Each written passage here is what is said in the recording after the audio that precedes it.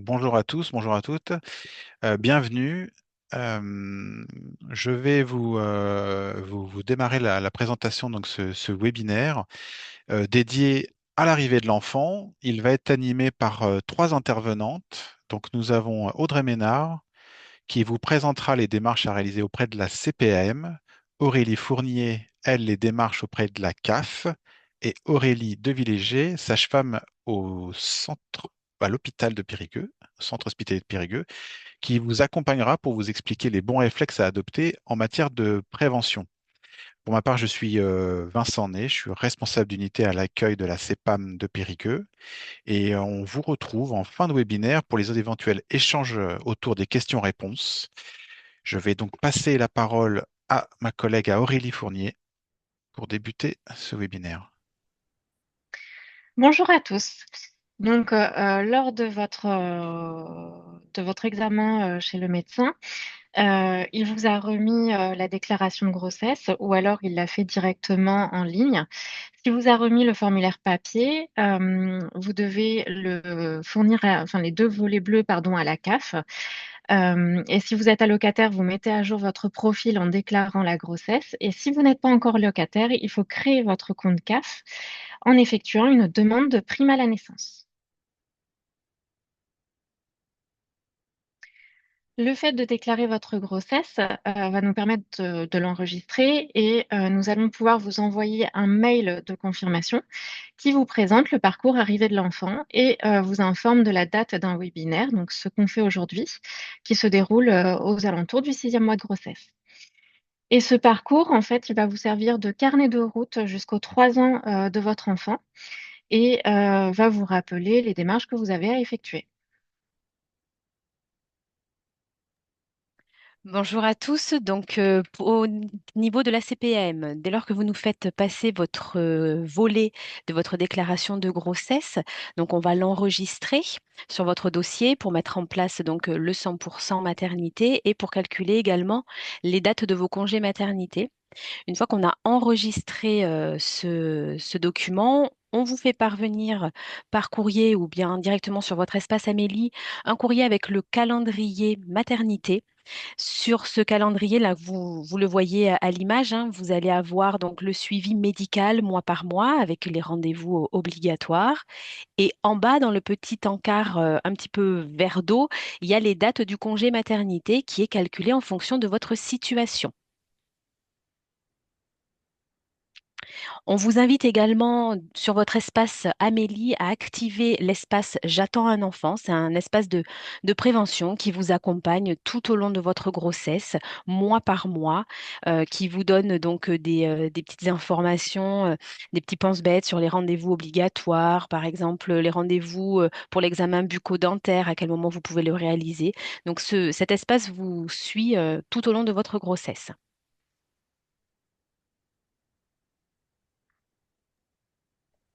Bonjour.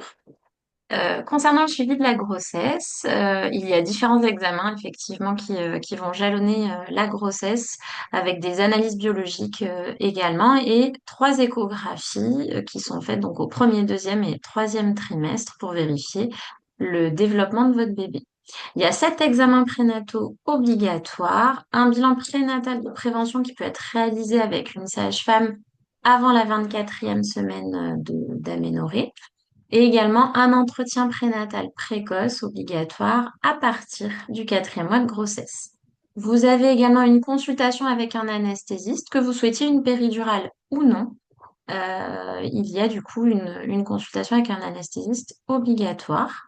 Et vous avez également la possibilité de pouvoir réaliser des séances de préparation à la naissance à partir du 7e mois de grossesse.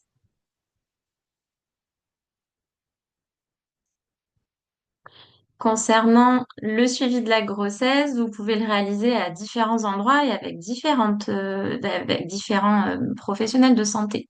Donc, vous pouvez vous faire suivre en cabinet libéral en ville. Vous pouvez vous faire suivre également à l'hôpital le plus proche de chez vous.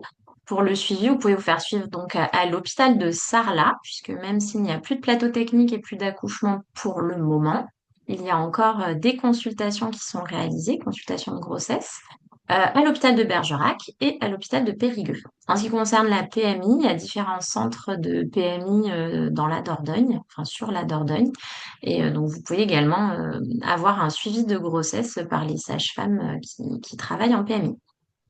Et donc, avec qui? Avec une sage-femme, avec un médecin traitant ou alors avec un gynécologue obstétricien, en sachant que les sages-femmes peuvent faire un suivi dès lors qu'il y a une grossesse physiologique sans pathologie particulière concernant la maman ou le bébé. Et il y a également la possibilité de déclarer votre sage-femme référente avant la fin du 5e mois auprès de l'assurance maladie. On voulait faire un petit encart sur l'entretien prénatal précoce et le bilan prénatal de prévention, qui sont donc deux examens différents. Il y a le bilan prénatal de prévention est préférable de faire du coup avant la 24e semaine d'aménorrhée. Pourquoi? Puisqu'elle permet de voir un petit peu dans quelles conditions vous allez avoir cette grossesse et notamment vous proposer tout ce qui va être prévention en lien avec votre travail, par exemple, et donc faire le point sur vos habitudes de vie, au niveau vaccination et tout, et voilà, tout ce qui peut se passer durant la grossesse. Vous pouvez le faire donc soit avec une sage-femme libérale, soit avec une sage-femme de PMI ou à l'hôpital. En tout cas, nous, à l'hôpital de Périgueux, on fait ce bilan prénatal de prévention. L'entretien prénatal précoce, lui, il peut se faire donc soit avec une sage-femme ou un médecin, et c'est l'occasion de faire le point sur votre projet de naissance. Donc là, on se projette plus à partir du 4e mois de grossesse. On va vraiment se projeter, on va vous demander de vous projeter du coup sur la naissance et toutes les questions que vous pouvez avoir par rapport à votre besoin d'accompagnement sur de la préparation à la naissance. Donc voilà, on aborde également le projet de naissance, tout ce qui va être aussi euh, comment est-ce que vous prévoyez de faire garder votre enfant. Enfin voilà, il y a plein de choses qui sont abordées au cours de cet entretien prénatal précoce. Et donc, la différence au niveau remboursement, c'est qu'il y en a un qui est pris en charge à 100% et l'autre à 70%.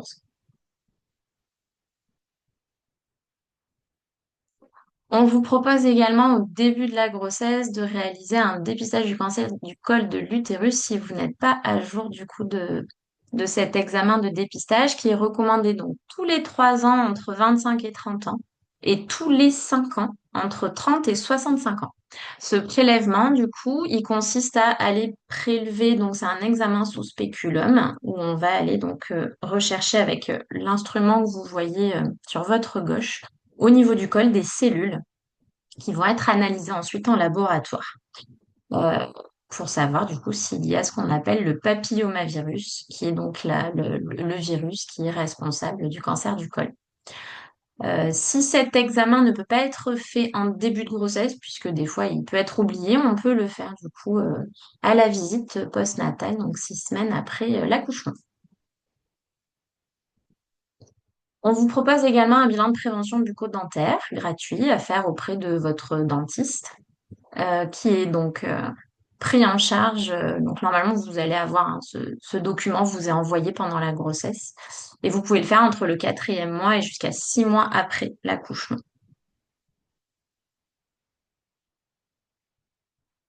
Vaccination, donc là actuellement on a une énorme campagne de prévention par rapport à la vaccination contre la coqueluche qui est recommandée à partir du 2e trimestre de grossesse, qui peut être fait voilà, sans aucun souci pendant la grossesse, en privilégiant bien sûr la période entre 20 et 36 semaines d'aménorrhée.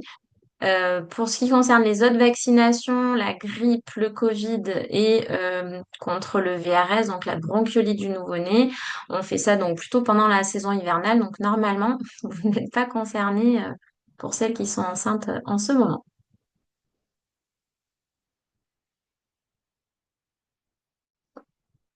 Tout ce qui concerne les consommations de toxiques, tabac, alcool, drogue et médicaments. Donc là, on relève d'une addiction. Donc voilà, ça s'appelle, c'est une maladie, hein. Donc pendant la grossesse, si on consomme ce genre de choses, il ne faut vraiment, enfin, il faut vraiment se faire accompagner puisqu'il peut y avoir quand même des conséquences assez graves sur le développement de votre bébé. Donc, il faut vraiment en parler aux professionnels qui vous suivent. Et si on ne vous en parle pas, ben, vous pouvez de vous-même prendre un peu les devants et appeler du coup sur les numéros qui sont notés sur ce document, en sachant que voilà, vous bénéficierez d'un accompagnement personnalisé par une sage-femme tabacologue ou une sage-femme addictologue en fonction du coup des problématiques et des consommations que vous pouvez avoir.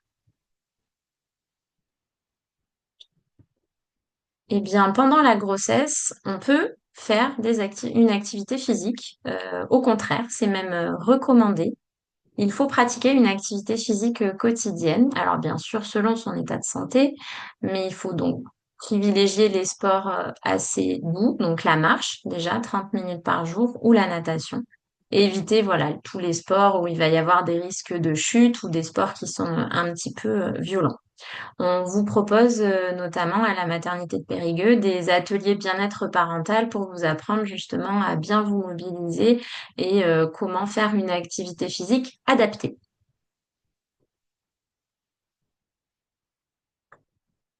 Concernant l'alimentation, ce n'est pas parce qu'on est enceinte qu'on doit manger 2 fois plus ou pour deux, puisqu'au troisième trimestre de la grossesse, il y a une augmentation au niveau calorique juste de 200 calories par jour supplémentaires, ce qui équivaut à une pomme. Donc, au niveau alimentation, on ne doit pas manger 2 fois plus, mais on doit manger surtout 2 fois mieux. On doit avoir une alimentation équilibrée, variée, surtout favoriser tout ce qui va être fruits, légumes, produits laitiers, les féculents, et essayer de limiter tous les produits qui vont être trop gras, trop sucrés, trop salés. Ça, c'est un petit peu ce qu'on entend à la télé. Ben, il faut l'adapter encore plus quand on est enceinte. Il faut également boire effectivement à volonté, là d'autant plus avec les chaleurs, il ne faut pas hésiter à boire 2 litres d'eau par jour. Quand vous faites vos courses, essayez de privilégier le bio et de saison et de vous aider du Nutri-Score, notamment quand vous devez choisir 2 types de produits, de favoriser un Nutri-Score A. Voilà. On vous propose également des ateliers alimentation saine à la maternité tous les 2 mois. Donc, vous aurez les informations à la fin de ce diaporama pour pouvoir vous inscrire si vous êtes intéressé pour y assister. Les perturbateurs endocriniens, je ne sais pas si vous en avez entendu parler, si vous savez un petit peu ce que c'est, mais voilà, c'est une des préoccupations majeures qu'on peut avoir. En tout cas, moi, en tant que sage-femme, ça m'interpelle et on a vraiment énormément de choses à vous apprendre et, et à faire en sorte que vous limitiez les perturbateurs endocriniens, puisque du coup, ces substances sont des substances chimiques qui vont imiter, voire même en augmentant ou en réduisant l'action des hormones. Donc, on a quand même une majoration du nombre de diabètes pendant la grossesse et je pense que les perturbateurs endocriniens n'y sont pas pour rien. Ces perturbateurs endocriniens, ils sont problématiques pendant la grossesse, mais ils sont aussi problématiques du coup pour votre bébé, puisqu'il peut y avoir un impact sur votre santé, mais aussi sur la santé de votre bébé à court et à long terme. Donc, il y a un passage à travers le placenta de ces perturbateurs endocriniens. On a donc des ateliers pour vous sensibiliser à faire la chasse à ces perturbateurs endocriniens dans chacune des maternités de la Dordogne. Vous avez donc des ateliers qui sont dits nesting ou environnement sain qu'on vous propose justement pour essayer d'éviter tout ce qui va être matière plastique, en évitant du coup les pesticides au niveau de l'alimentation, en choisissant mieux ses cosmétiques avec des produits labellisés ainsi que les produits ménagers. Vous allez faire la chambre de votre bébé, forcément. Donc, du coup, il faut essayer de bien choisir tout ce qui va être peinture et matériaux. Donc, orientez-vous plutôt sur euh, notamment des choses qui ont déjà été utilisées. Donc, au lieu d'acheter du neuf, plutôt dirigez-vous vers de l'occasion. Voilà. Donc, les perturbateurs endocriniens, vous l'aurez compris, ils sont partout. Donc, n'hésitez pas à venir dans nos ateliers pour justement faire la chasse aux perturbateurs endocriniens. Et avant de vous lancer dans plein d'achats, peut-être revenir à l'essentiel et vous vous rendrez compte qu'au final, on vous fera faire des économies en plus.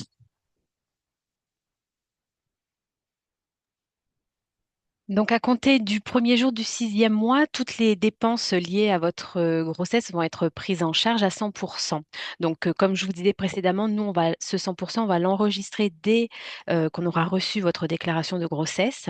Et ce qu'on va vous demander de faire, c'est de mettre à jour votre carte vitale pour que ce 100% apparaisse sur celle-ci afin que les professionnels de santé puissent, du coup, vous dispenser de l'avance de frais et surtout pour les maternités, pour que la prise en charge des frais hospitaliers soit pris en charge à 100%.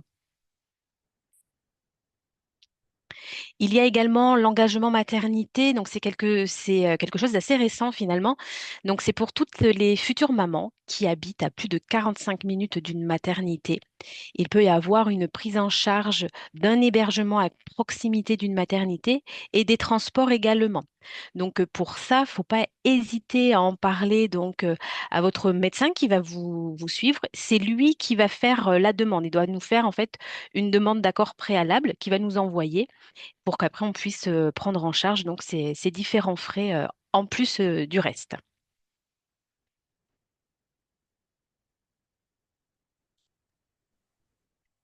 À partir du 6e mois de grossesse, la CAF entre en contact avec vous si vous êtes en situation d'isolement, de précarité ou porteur de handicap, ou même si c'est votre première grossesse, pour vous proposer un rendez-vous individuel, soit par téléphone ou dans nos lieux d'accueil, pour faire une étude de vos droits potentiels aussi bien par rapport à la grossesse que par rapport à tous les droits auxquels vous pourriez, dont vous pourriez bénéficier, pardon, et aussi pour vous aider dans vos démarches.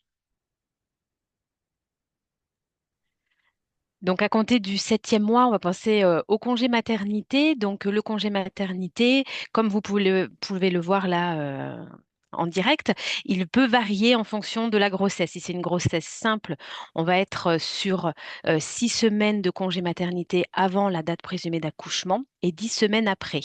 Et par exemple, pour une grossesse multiple, il y aura 12 semaines avant la date présumée d'accouchement et 22 semaines. Donc tout ça, ça s'ajuste après en fonction de la date réelle d'accouchement, une fois que vous nous faites la déclaration de naissance. Donc, c'est rappelé également sur le courrier qu'on vous envoie au début de votre grossesse et c'est calculé en fonction de votre situation, du nombre d'enfants déjà à charge, puisque là aussi, ça peut varier. Après, pour pouvoir être indemnisé du congé maternité, il y a bien sûr une condition d'ouverture de droit.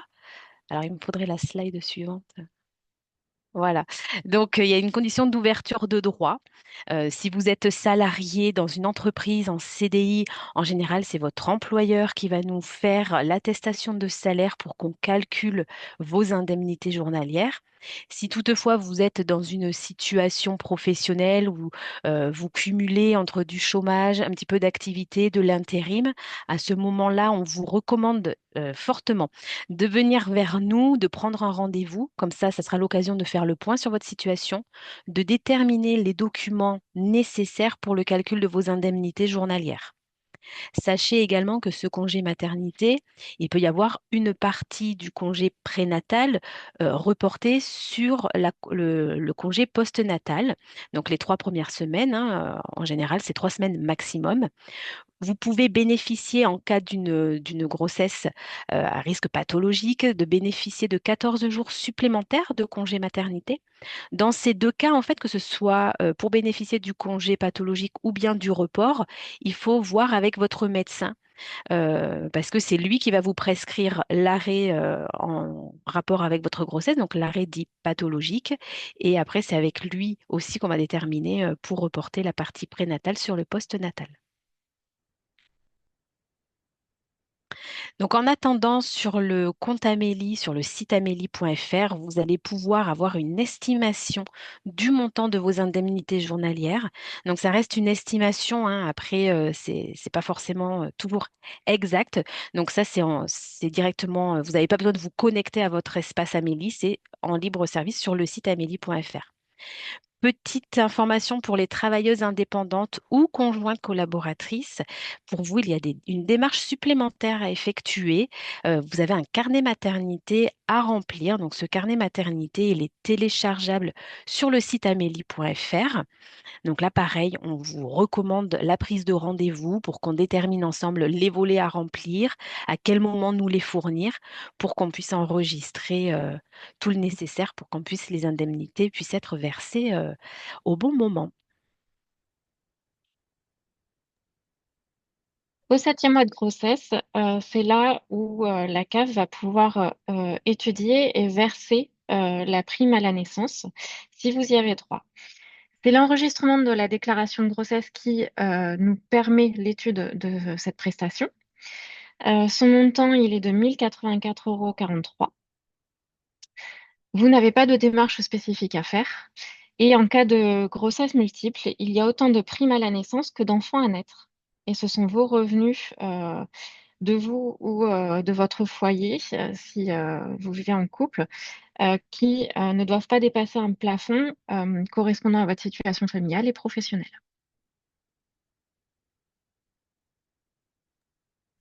Donc là, on est arrivé au moment de la naissance de l'enfant. Donc au moment de la naissance de l'enfant, on va vous demander de déclarer sa naissance, donc la déclaration du nouveau-né. C'est un téléservice qui est disponible depuis votre compte Amélie. Donc c'est une démarche que vous pouvez réaliser soit en version ordinateur ou bien sur l'application en 2 clics. L'avantage, bon, ben, c'est que l'enfant sera inscrit sur votre carte vitale. Ça simplifiera les démarches des remboursements de soins. Deuxième téléservice, donc c'est inscrire mon enfant sur la carte vitale de l'autre parent. Donc depuis votre espace Amélie, vous allez pouvoir inscrire l'enfant sur la carte vitale, par exemple du papa. C'est fortement recommandé, comme ça évite de démunir un des deux parents de la carte vitale pour pouvoir la faire passer chez le médecin. Donc là, l'avantage, c'est que peu importe qui amène l'enfant chez le professionnel de santé, le professionnel de santé pourra faire la feuille de soins en ligne et comme ça sera un remboursement beaucoup plus rapide, bien entendu. Et c'est surtout utile lorsqu'il y a une séparation. Comme ça évite, voilà, comme je vous disais, de démunir l'un des parents de sa carte vitale. Donc là, c'est pareil, c'est disponible sur le compte Amélie en version web ou bien en version application. La complémentaire santé ou bien la mutuelle, donc si toutefois vous bénéficiez de la complémentaire santé solidaire, sachez que dès que l'on va enregistrer l'enfant sur votre dossier, si vous avez des droits en cours, on va lui plaquer les droits. Donc dès le jour de sa naissance jusqu'à la fin des droits en cours. Et après, ben, lorsque vous ferez votre renouvellement, il faudra bien sûr l'inclure dans le foyer. Mais au moment de sa naissance, ça se fait automatiquement. Et si toutefois vous n'avez pas la complémentaire santé solidaire, mais vous avez une mutuelle dite privée, n'hésitez pas à leur envoyer une attestation de droit une fois que votre enfant est rattaché à votre dossier. Ainsi, la mutuelle va pouvoir s'enregistrer et mettre en place la télétransmission. Comme ça, nous, une fois qu'on fait les remboursements, on télétransmet directement pour que la mutuelle complète le remboursement. Pour les papas ou conjoints de la maman, ou partenaires PACS ou partenaires de vie maritale, il y a bien sûr le congé paternité. Donc ce congé paternité, le point de départ, c'est la naissance de l'enfant. Il, vous- le- la personne en bénéficiant a le droit à 28 jours. Dans ces 28 jours, il y a 3 jours qui sont pris en charge par l'employeur. Le reste, donc les 25 jours restants, s'indemnisés par nos services. Ils peuvent être pris ces jours en une seule fois ou bien ils peuvent être séquencés. Donc là, il y a bien sûr des conditions. Il faut que le papa puisse prendre d'abord les 3 jours employeurs, ensuite 4 jours indemnisés par nos services, et après les jours restants, il peut les prendre plus tard, mais il a jusqu'aux 6 mois de l'enfant pour prendre l'entièreté de ce congé paternité. Donc, tout comme le congé maternité, il y a bien sûr une condition d'ouverture de droit. Donc, pareil, hein, pour un salarié, c'est l'employeur qui va se charger de nous faire passer les documents nécessaires au calcul des indemnités.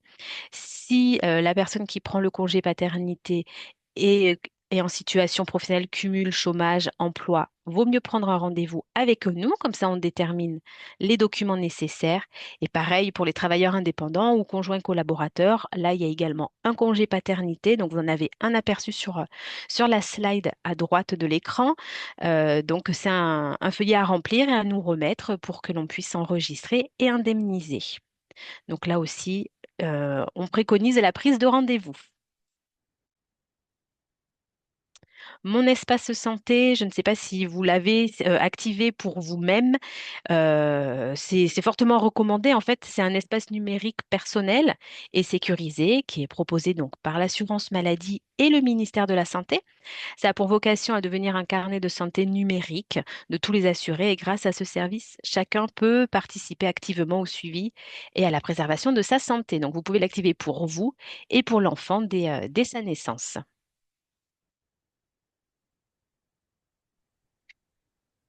Au niveau de la CAF, pour déclarer la naissance de votre enfant, il faudra mettre à jour votre profil depuis votre espace CAF.fr.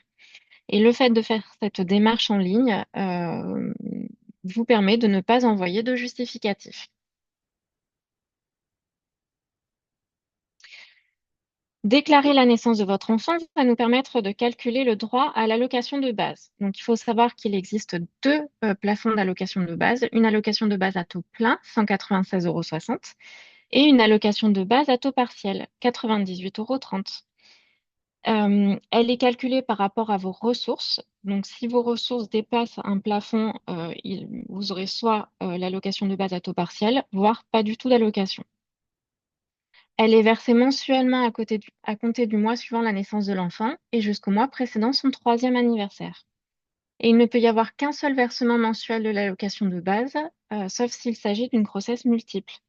Si vous avez deux enfants de moins de 3 ans et qu'ils ne proviennent pas de la même grossesse, vous n'aurez que le versement que d'une seule allocation de base.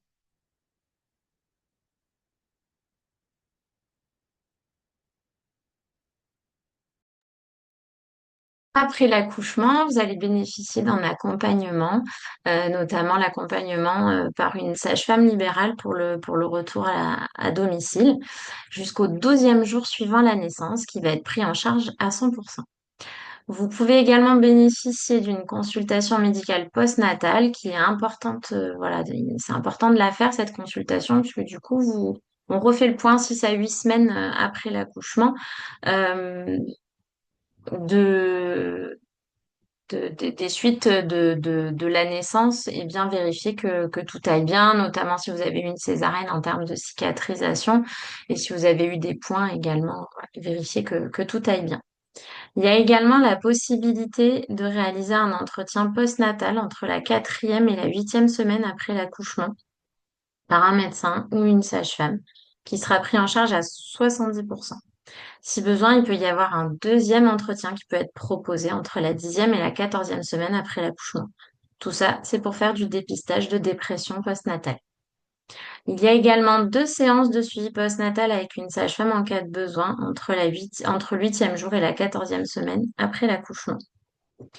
On vous propose également des séances de rééducation périnale et abdominale si besoin, qui sera réalisée par une sage-femme libérale en Dordogne, et je crois qu'il y a l'hôpital de Sarlat, pardon, qui réalise également les séances de rééducation du périnée, donc avec les sages-femmes. Sinon, après, ça sera avec un masseur kinésithérapeute, et ça se réalise 6 semaines après l'accouchement, qui est pris en charge à 100%.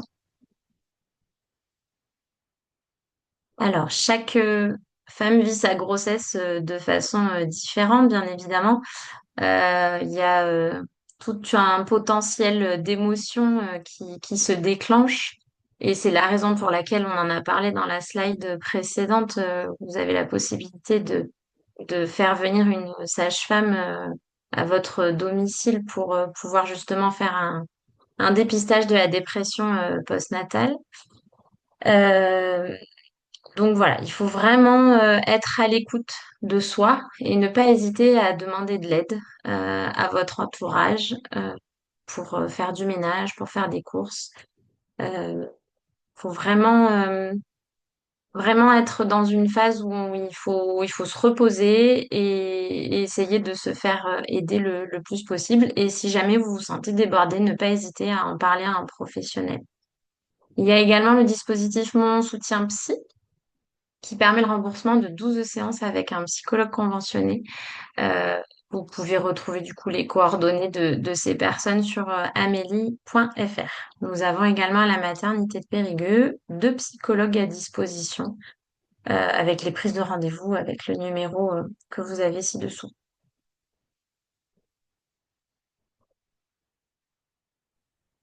Et en cas de difficulté ou de conflit, vous pouvez prendre contact avec un service de médiation familiale pour apaiser ces situations.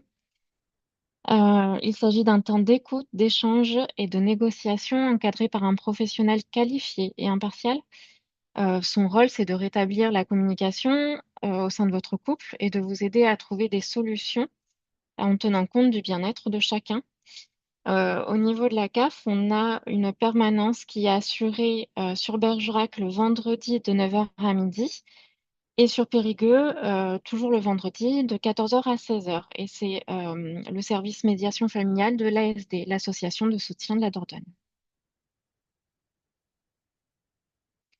Vous pouvez aussi bénéficier de ce qu'on appelle l'aide au répit. C'est une aide à domicile diplômée et qualifiée qui est là pour vous accompagner dans votre rôle de parent. C'est une professionnelle diplômée. Il y a une participation financière qui est calculée sur la base de votre quotient familial.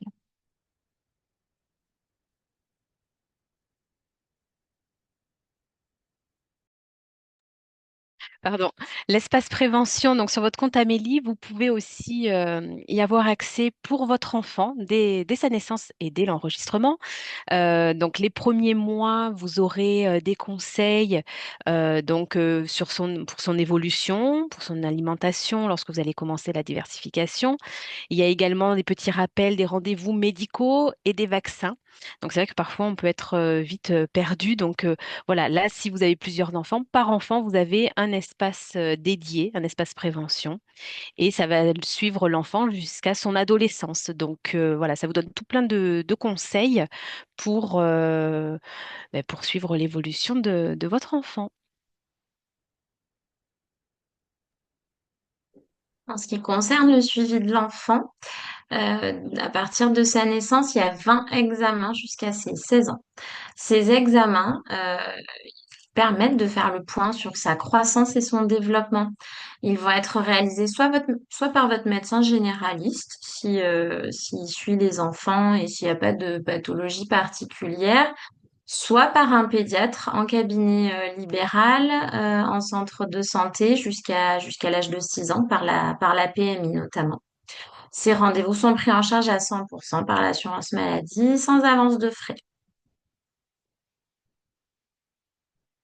La vaccination, il y a donc des vaccins obligatoires pour les enfants de 0 à 18 mois qui vont le protéger contre les maladies à conséquences graves, celles que vous connaissez tous, hein, le DT polio, les pneumocoques, le ROR, les méningites notamment, donc voilà, qui se regroupent avec méningocoque B et méningocoque ACWY.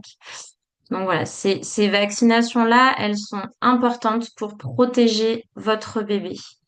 Les premiers vaccins peuvent se faire dès la naissance quand on est sur une période de pandémie, notamment sur l'hiver.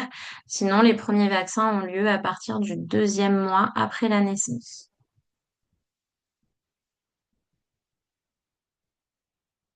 Bien, les perturbateurs endocriniens, comme je vous l'avais dit précédemment, ils sont toujours là quand bébé est là aussi. Donc, il va falloir essayer de limiter au maximum l'exposition des enfants à ces perturbateurs hormonaux.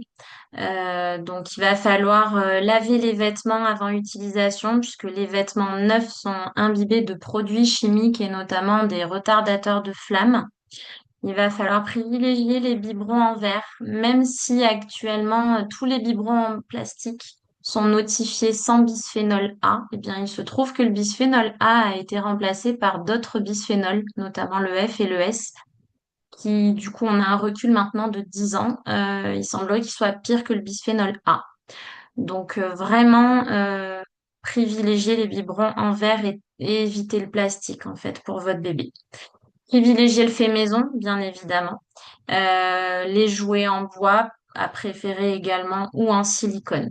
Pour le mobilier de la chambre, comme je vous avais dit tout à l'heure, n'hésitez pas à acheter des meubles d'occasion, puisque du coup, ils auront déjà évacué la plupart des polluants chez les autres. Dommage. Mais voilà, vous essayez de faire en sorte de protéger la santé de votre enfant. Et éviter les produits cosmétiques pour bébé. Souvent, on va chez son pharmacien en se disant, voilà, je vais acheter le top du top pour mon bébé. Ben voilà, venez à nos ateliers nesting et vous verrez qu'en fait, votre bébé, ben, à part des câlins et des bisous de ses parents, ben, il n'a pas forcément besoin de beaucoup de produits. Prévention écran, ça c'est très important. On est aujourd'hui entouré d'écrans partout autour de nous, ben, nos enfants aussi. Sauf que les écrans, chez les tout petits, peuvent avoir un impact très délétère sur leur développement et leur évolution. Entre 0 et 3 ans, les vrais échanges en fait avec les parents ou l'entourage vont être essentiels pour que bébé puisse avoir les bonnes bases pour son développement. Donc, il faut éviter les écrans et plutôt proposer des livres, même dès les premiers mois. Les livres en tissu pour les moins de 6 mois. Et à partir de 6 mois, tous les livres qui vont être cartonnés un petit peu épais. Les conséquences d'une utilisation excessive vont avoir des conséquences malheureuses en fait sur le développement du bébé, et notamment en termes de frein au développement du langage, une perturbation également de l'attention. Donc il faut éviter tous les écrans avant notamment d'aller à l'école quand ils rentreront à l'école. Il faut vraiment être très attentif à ça et essayer qu'ils évitent de faire une confusion entre le réel et le virtuel, puisqu'ils n'ont pas cette capacité-là quand ils sont petits. Et je trouve que cette phrase, elle est plutôt pas mal, hein. La meilleure application pour votre enfant, c'est vous. Donc, il faut être en interaction avec son enfant dans tous les moments du quotidien, que ce soit en voiture, dans une salle d'attente, au moment du repas. Éteignez les écrans et essayez de gagner en richesse et en moments passés avec vos enfants. On sait que c'est pas évident. C'est pour ça qu'on vous propose des ateliers de prévention à l'hôpital de Périgueux pour justement essayer de vous donner des billes parce que c'est pas si facile que ça finalement. Et au cours de ces ateliers, on essaye de vous donner des petites astuces et de trouver ensemble, hein, parce que voilà, c'est toujours hyper intéressant les ateliers. On ne sait pas tout. Et voilà, on arrive à échanger sur la façon dont on a réussi à subtiliser l'écran pour essayer de passer un moment de qualité avec son enfant. Donc n'hésitez pas, vous aurez les dates à la fin du webinaire. Ben, les voilà. Donc là, vous avez toutes les dates qu'on peut proposer, que ce soit en termes de santé environnementale, donc c'est les fameux nesting où on va faire la chasse aux polluants, les ateliers alimentation saine, les ateliers écran, bien-être parental, ça va être du coup tout ce qui va être posture, euh, la possibilité justement voilà, de faire du sport pendant la grossesse. Il y a également un atelier posturo-respiratoire pour l'accouchement qui va vous proposer un peu les différentes postures qu'on peut utiliser pendant l'accouchement pour favoriser l'avancée du travail et la descente de bébé.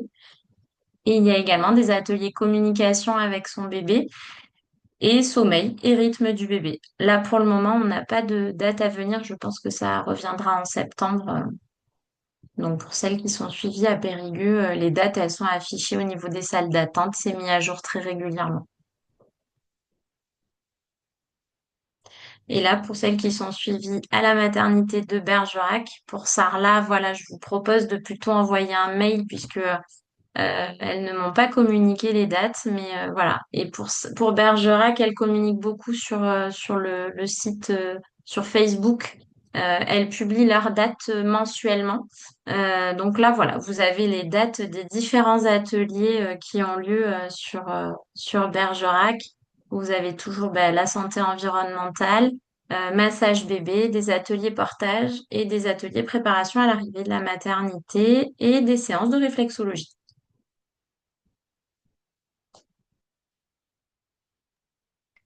Si vous souhaitez cesser totalement ou partiellement votre activité, la CAF peut vous indemniser au titre de la prépare, c'est la prestation partagée d'éducation de l'enfant. C'est un complément qui est attribué par famille. L'ouverture et la durée du droit varient en fonction du nombre d'enfants à charge et de la situation professionnelle. Par exemple, pour un premier enfant, c'est 6 mois de droit par parent, sauf pour les familles monoparentales où ça peut être un peu plus long. Il y a une condition d'activité antérieure qui est exigée, à savoir il faut avoir cotisé au moins 8 trimestres. Donc pour un premier enfant, c'est dans les 2 dernières années et à partir de 2 enfants à charge, c'est dans les 4 dernières années. Pour cette prestation, il n'y a pas de condition de ressources et la demande se télécharge depuis le compte caf.fr. On vous conseille si vous êtes dans cette situation, si vous vous posez des questions par rapport à cette prestation, on vous conseille vraiment de prendre contact avec la CAF, donc soit par téléphone ou en rendez-vous, pour qu'on puisse étudier notamment cette condition d'activité antérieure et vous conseiller au niveau du dépôt de la demande, des dates, toutes ces choses-là. Le choix du mode d'accueil de vos enfants, il va se faire en fonction de vos attentes et de vos besoins. Donc, il y a différents accueils. Il y a les accueils collectifs, où là, on va plutôt parler des crèches, des micro-crèches, des jardins d'enfants, haltes-garderies, et les accueils individuels. Donc, on va être plutôt sur des assistantes maternelles, des maisons d'assistants maternels et des gardes d'enfants à domicile. C'est une prestation qui est payante et qui varie en fonction du choix du mode d'accueil, mais la CAF va vous aider à réduire votre reste à charge. Pour vous aider dans votre choix, les relais petite enfance, ce qu'on appelle les RPE, sont à votre disposition près de chez vous et ils vous informent et vous guident gratuitement dans votre choix et dans vos démarches. Et ils peuvent aussi vous mettre en relation avec les professionnels. Les lieux d'accueil enfants-parents, ce sont des lieux de rencontre, d'écoute et d'échange pour les parents, accompagnés de leurs enfants, donc âgés entre 0 et 6 ans. Ces LEP vous accueillent de manière anonyme et sans inscription, en vous mettant à disposition des jeux pour favoriser votre relation avec votre enfant. Vous proposez aussi un espace de sociabilisation de l'enfant pour qu'il se prépare à la vie en collectivité, notamment par rapport à l'entrée à l'école, et aussi favoriser les échanges entre les parents ou avec les professionnels. Donc, il faut savoir que sur le département de la Dordogne, il y a 14 lieux d'accueil enfants-parents qui sont ouverts.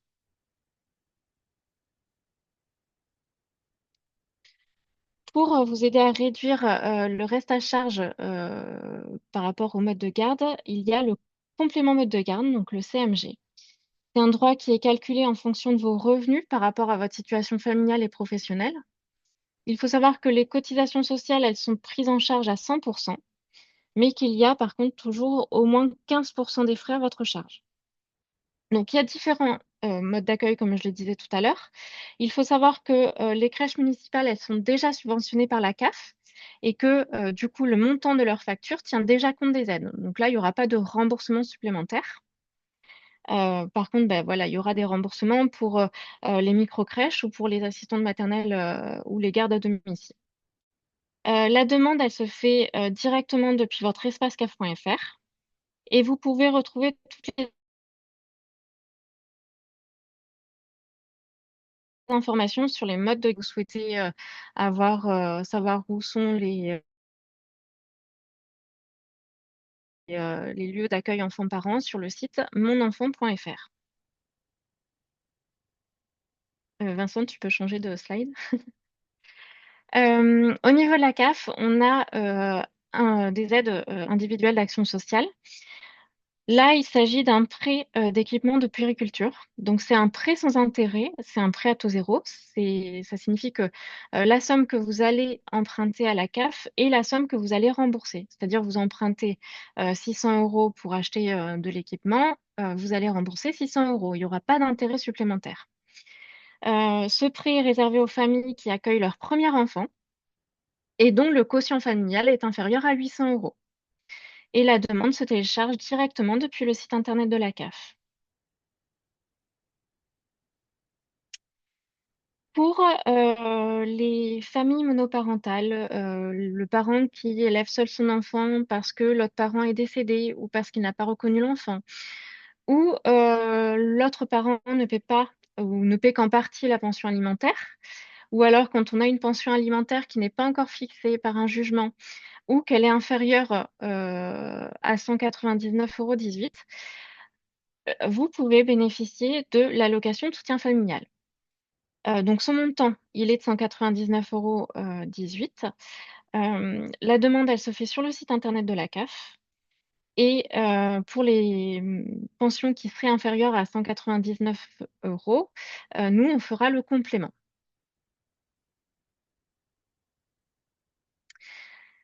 Il y a un service spécialisé au niveau de la CAF qui s'appelle, l'ARIPA. C'est, un service qui va, gérer les prestations d'allocation de soutien familial, qui va aussi délivrer des titres exécutoires. Donc, ça peut vous aider à fixer le montant de la pension alimentaire.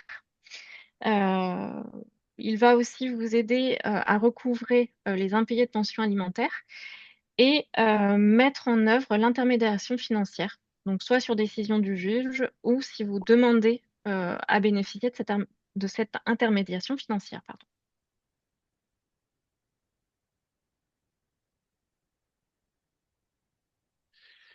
Alors, merci à toutes les trois pour toutes ces informations.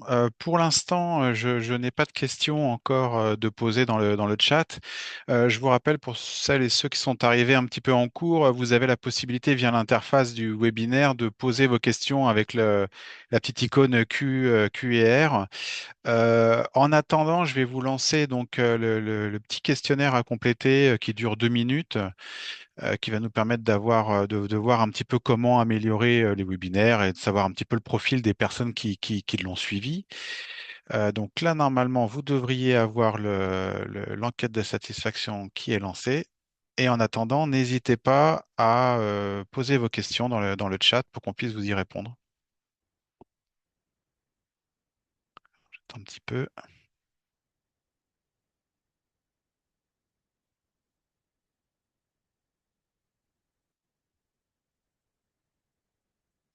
Donc l'enquête questionnaire de satisfaction, hein, c'est 12 questions. Vous allez voir sur l'horaire, sur est-ce que vous allez vous sentir plus à l'aise avec ces démarches, si vous allez avoir recours aux examens, etc., etc. Puis la satisfaction globale et votre profil. Donc je vais le laisser 3-4 minutes et voir s'il y a des questions. Toujours pas de questions pour l'instant. En attendant, je vais vous rappeler les contacts si vous avez besoin de nous rencontrer. Alors, pour la CPAM de la Dordogne, vous avez plusieurs façons, mais le plus simple, c'est de prendre rendez-vous par téléphone directement, enfin, rendez-vous téléphonique, pardon, directement sur votre compte amélie.fr. Si vous n'avez pas de compte Amélie, vous pouvez prendre rendez-vous au 36 46. Pour la cave de la Dordogne, vous pouvez donc joindre votre conseiller directement sur sa ligne directe du lundi au vendredi. Donc, vous avez son numéro sur vos courriers en haut à gauche. Et les rendez-vous, donc de 9h à 16h30, vous pouvez le contacter. Sinon, vous avez accès aussi à votre compte sur caf.fr ou l'appli mobile. Alors, je vois qu'il y a déjà quelques questionnaires qui ont été complétés. Je vais laisser encore un petit peu de temps. On a la moitié qui a été complétée.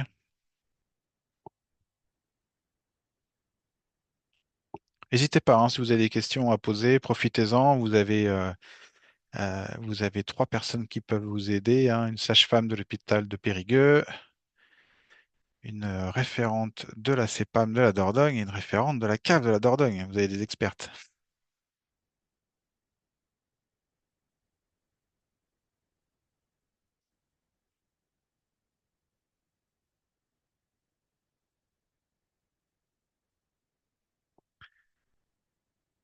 Donc, concernant tout ce qu'on vient de diffuser, alors à la fin, d'ici peu, vous allez recevoir un mail. Dans ce mail-là, vous aurez un lien qui vous permettra donc, de retrouver le support qui a été présenté, là, les 58 diapos. Et vous aurez aussi le lien vers le replay de ce webinaire. Il est disponible en ligne sur YouTube. Donc, ça vous permettra de revoir un petit peu les interventions qui ont été faites si jamais vous avez besoin. Et encore, je vais laisser encore une minute pour la fin des questionnaires. Euh, En attendant, je vais couper l'enregistrement. Donc, je vous remercie à tous et à toutes pour votre participation, pour votre écoute, et merci aux intervenantes pour cette présentation. Et je vous souhaite à tous une bonne après-midi. Au revoir à vous.